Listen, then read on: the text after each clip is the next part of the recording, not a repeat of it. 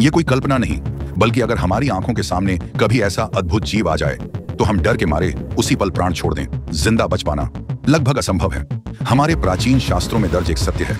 जी हाँ, आज हम बात करने जा रहे हैं ऐसे ही एक रहस्यमयी जीव की, जिसके नाम भर से देवता भी कांप उठते थे। शास्त्रों में उसका वर्णन मिलता है। लंबाई इतनी विराट कि सैकड़ों योजन तक उसका शरीर फैला था, और एक योजन यानी लगभग 12 किलोमीटर। तो सोचिए, यदि उसका आकार 500 योजन हो तो यह 6000 किलोमीटर लंबा होगा।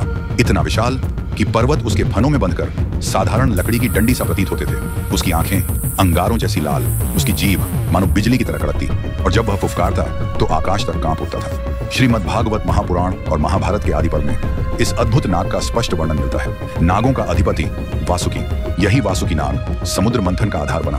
उसका विराट शरीर मंदराचल पर्वत के चारों ओर लिपटा। एक ओर देवता खींचते, दूसरी ओर दानव, और हर बार जब वह फुफकारता तो समुद्र उबल पड़ता, धरती हिल जाती और आकाश में बिजली फट पड़ती।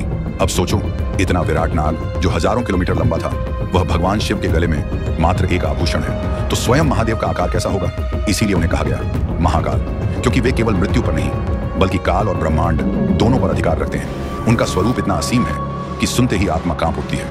वासुकी नाग केवल नागों का अधिपति नहीं, वह महादेव की अपार शक्ति का प्रतीक है। जब इतना विराट जीव भी शिव जी के गले में सिमट जाए तो समझ लो शिव जी का अस्तित्व कितना अगाध है। एक और रहस्य है नंदी महाराज का, जो केवल वाहन नहीं बल्कि महाकाल की शक्ति के रक्षक भी हैं। उस रहस्य का पर्दा हम अगली कथा में उठाएंगे।